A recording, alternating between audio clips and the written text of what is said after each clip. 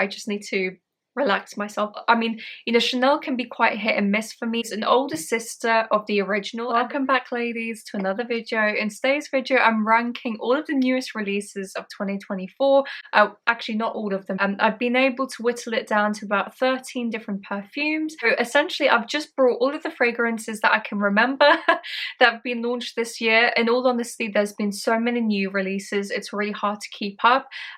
Physically, I just wouldn't be able to try all of them. If you ladies have also tried different fragrances this year, and if you have maybe a slightly different opinion, or if you have, you know, a different type of list, definitely comment it down below. I'm actually quite intrigued to see what everyone's lists are. I did also mention in my last video that I have had a lot of spam and bot comments recently, so it's been really hard for me to kind of get on top of the comment section. So I'm very sorry in case if I've deleted your comment or if I haven't replied properly. It's just a little bit overwhelming. I don't know where it's, you know, sprung up from, but I'm trying to kind of resolve the issue at the minute. So again, if you like this style of video, please give it a like, a thumbs up down below. It really massively helps the channel, and we'll just jump straight into it. In 14th place, we have the newest flanker from the Vie Est Belle line. So this is Vie Est Belle L'elixir. Gosh, that's a bit of a mouthful, isn't it? This is meant to be almost like a boozier, fruitier type of version of Vie Est Belle. And as you guys know, with that particular fragrance, it is a little bit fruity and iris heavy.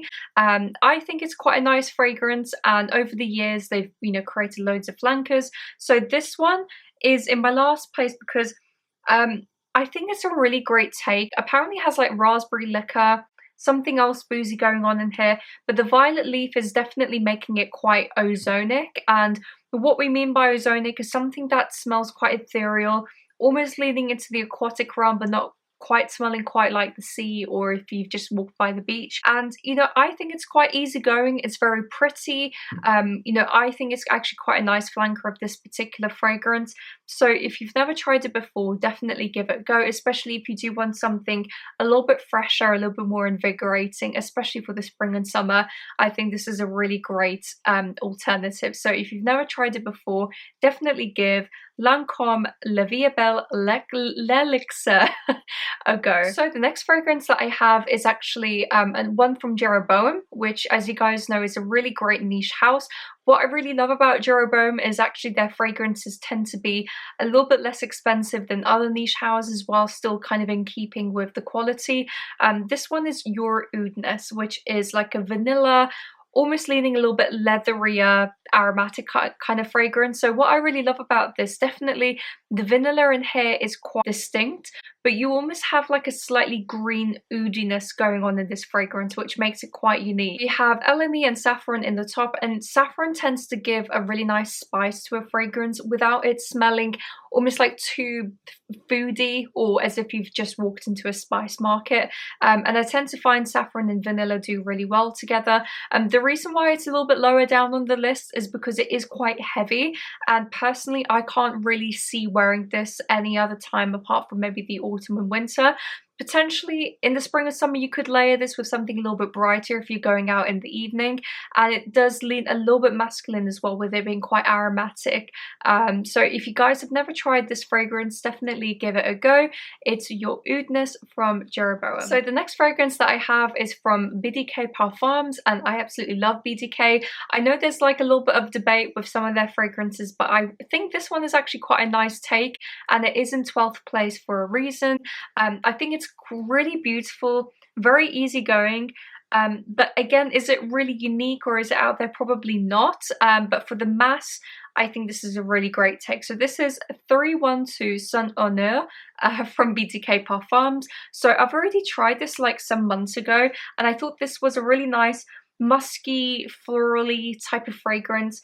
And it does have like a little bit of spice and pepperiness in the beginning. I don't really know where that's coming from, maybe like some pink pepper. Almost gives me, not that it's the same by the way, but almost gives me quite eccentric molecules type of vibe, where it becomes ethereal, it becomes quite musky and airy all at the same time. So if you want to smell clean, easygoing, then this is definitely a fragrance for you.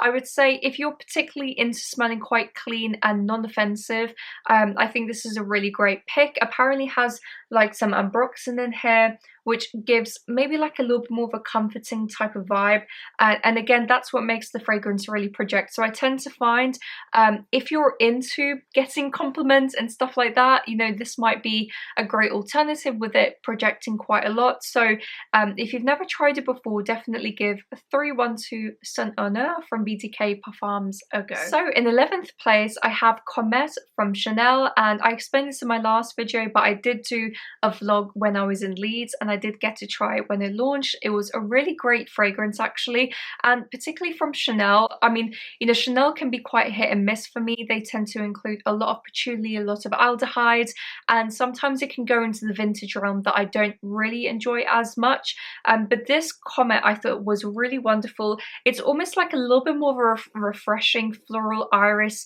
type of fragrance. Apparently it has cherry blossom in the beginning, but honestly I didn't get a lot of the cherry blossom. I almost got more aldehydes, which made it quite fresh and invigorating. It's not like a vintage type of aldehydes either, which I thought was really nice.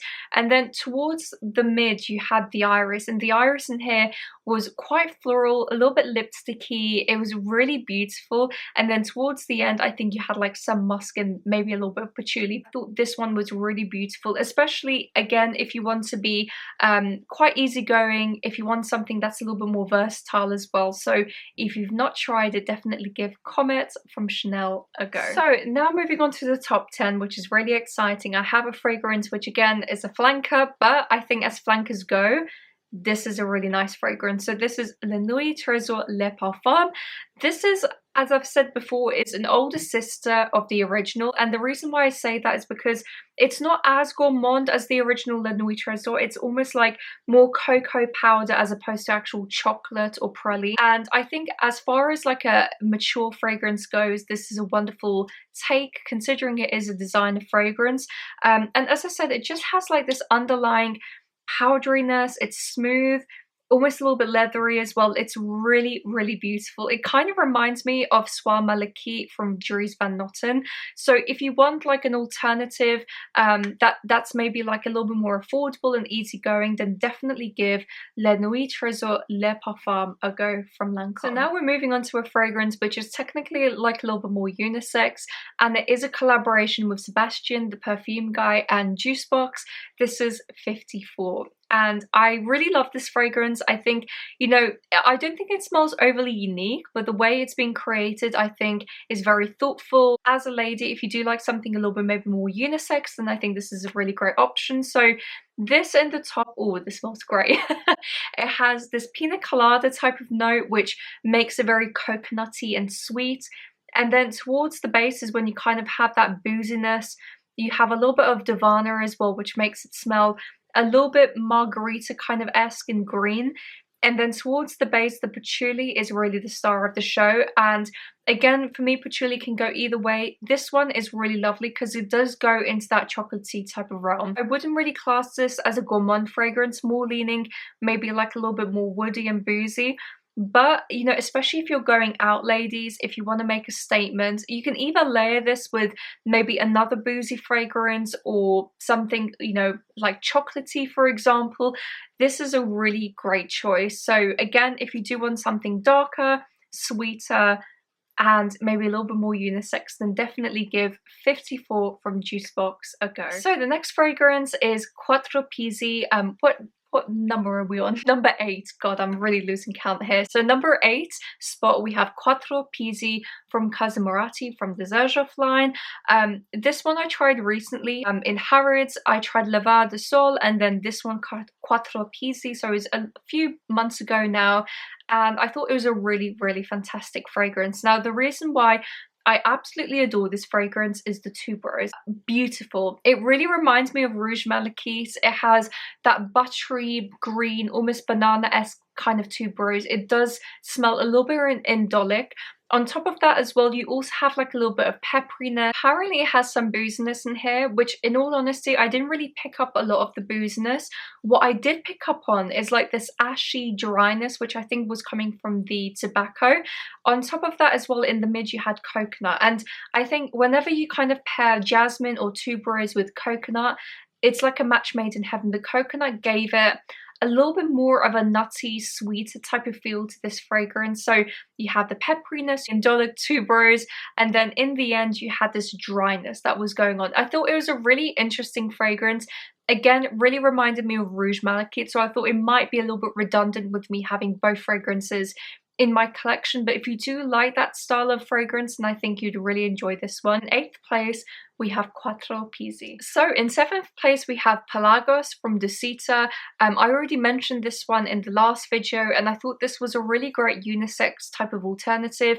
I know a lot of females love leather as much as I do. I absolutely adore leather within the fragrance. I think it really marries very well with people's skin, and kind of depending on what other supporting notes are within the fragrance, it can go either way for me. On my skin in particular, it did go quite suede-y, smooth. I wouldn't say it's an overly aromatic type of fragrance. To me, it just smells very woody, smooth, quite unique as well, considering it is a heavy iris type of fragrance. Most important aspect about this fragrance is the leather, and I feel like the leatheriness is definitely coming from the iris and maybe the other notes as well.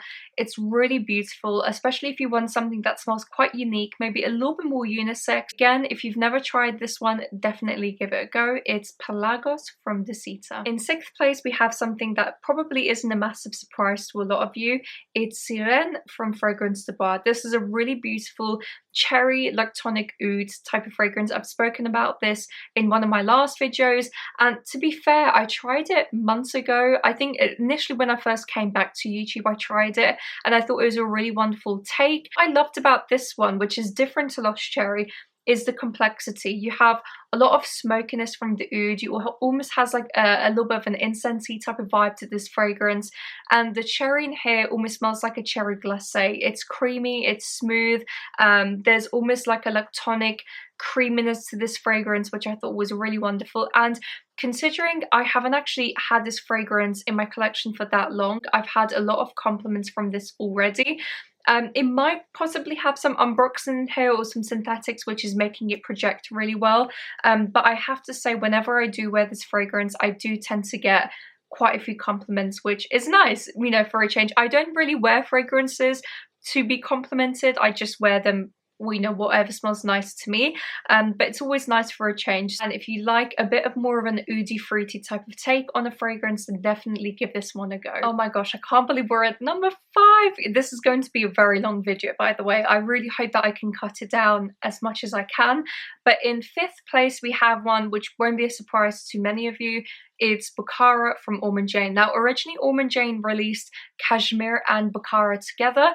I do quite like Cashmere, but it's not really the type of maybe olfactory group that I enjoy all the time. It's a little bit more spicy, it's thicker, maybe a little bit more musky, whereas this one is definitely more on the fruity, white floral type of side, which is something that I enjoy very much. God, I don't know what's going on with my voice here. I need to slow down because I'm trying to film a lot of content for you guys over Christmas. I just need to relax myself. But anyway, Bukhara is a fantastic fragrance. In the top, you almost have like a bit of a blackcurrant alongside some bergamot, so it's very fruity and invigorating in the top. And then towards the mid, you have a lot of white florals, so that includes jasmine, tuberose as well, which I absolutely love tuberose, as you guys know. And then towards the base, it almost goes into just like a really beautiful, musky, woody type of realm. But I've said this before, you know, my boyfriend absolutely loves this on me. It's a clean, slightly fruity, spicy fragrance in the top. But what I love, it does play tricks on your nose. So towards the middle of the day, you'll become anosmic to it and you'll think, I'm not wearing fragrance at all. And then all of a sudden, I think somebody else around me smells really nice, but in actual fact, it is always this fragrance. So again, if you like white floral fragrances, if you like something a bit easier going on an everyday type of basis, then definitely give Bukhara from Ormond Jane a go. So in fourth place we have Barenia from Hermes. It's so unique. So in the top it is definitely citrus heavy. To me it's kind of reminds me of Jeu de Hermes, but then slowly goes into quite a woody, complex type of fragrance, and it also has patchouli as well. And the patchouli in here isn't a chocolatey patchouli, neither is it a too mossy type of patchouli. It's quite green and almost a little bit invigorating as well. So everything in combination, I think it makes this fragrance smell really wonderful. It's both woody, it's fresh, it's citrusy, it's everything that I think most people really enjoy. So that is Barenia from Hermes. Oh, this is exciting. We're already in our top 3. So for third place I have Vanille Des Afriques from Ormond Jane. I felt like I was cheating a little bit, and the reason why I say that is because Ormond Jane years ago had one called Vanille Des Iris, and since then they have kind of launched this one as a revival of that specific fragrance. But technically it was launched this year, so I thought, well, it's not really cheating because I absolutely adore this. This is a predominantly iris vanilla type of fragrance, so it has 2 types of vanilla, Madagascan and bourbon. But to me, it doesn't really smell that gourmand. It just smells very creamy, smooth, buttery. I think as well with the high natural oil content, it does tend to last quite well on your skin. It changes a lot on people's skin, and the auras can go either way. I think as a fragrance launch, this has been an amazing one for this year. So again, if you've never tried it before, definitely give Vanille Des Afriques a go from Ormond Jane. So the next fragrance that I have is one that unfortunately I don't have a sample of, but this is Delices Des Bois from Veronique Gabai. And I originally tried this in Harrods not too long ago. I think it was like a few months ago, and this is their release of this year. It is unique, but it's not unique, so it is technically like a woody, fruity type of fragrance with the fig note, but I think that's what makes it so unique to me. Fig tends to be quite dry in fragrances, whereas this one smelled like quite a jammy, figgy type of fragrance. There's a certain biscuit here in the UK. If I was able to find a picture, I'll show you a picture of it. Almost has like that jammy type of filling to it. And again, you know, this one is almost leaning a little bit gourmand, but without it going into that gourmand realm. It's a really beautiful, very unique, woody type of fragrance. Again, it almost has like a butteriness from the sandalwood. On top of that, you have a lot of brightness in the top. You have neroli, some bergamot. Overall, as a fragrance goes, this one to me smelled quite complex, and it is probably one of the top ones that I have on my wish list at the minute. I am hopefully going to be doing a wish list video, by the way, so keep tuned to see what I have on my wish list. But anyway, I mean, if you've never tried something that smells quite fig dominant, or you know, that type of fruity jamminess, then I definitely think you'd enjoy this one. So yeah, that is in second place we have Delices Des Bois from Veronique Gabai. And in first place, this won't be a shock to any of you because you know how much I love this fragrance. We have here APOM from Maison Francis Coq de Jean. Now this one is a part of me that used to be APOM Parfum and APOM The Parfum almost went a little bit more woody and lavender-esque, whereas the APOM Parfum was definitely a brighter, citrusy, white floral type of fragrance. But this has aspects of both that I absolutely love, and honestly it's probably been my easy reach for this year. The reason why I love this is because it has the aspect of white florals that I really enjoy. So it has orange blossom in here, and I think it also might have like a little bit of jasmine as well. But to me, it smells like Orange Blossom Turkish Delight. It's fizzy, it's easygoing, it's a really wonderful fragrance, and it has like a little bit of a vanilla-esque type of vibe, which sweetens up the fragrance as well. The lavender in here isn't really prominent, but it does give a slight aromatic feel to the fragrance. As far as newest releases go, I had to put this in number 1. I'd be lying to myself and lying to you guys if I didn't, because I've been wearing it like a crazy woman as an easy reach just for literally any type of weather. I think this is amazing, and you can get the slightly smaller 35 ml like I've done here. If I do run out of this, I will definitely be repurchasing. First place we have A Part of Me from Maison Francis Coq de Jean. Okay ladies, that is it for today's video. I really hope that you enjoyed. If you did enjoy this video, please give it a like, thumbs up. It really massively helps with the channel. And as I said before, if you do have any lists of maybe new fragrance releases of this year that you really loved, then just comment it down below. I'm very curious, and I guess I'll see you later.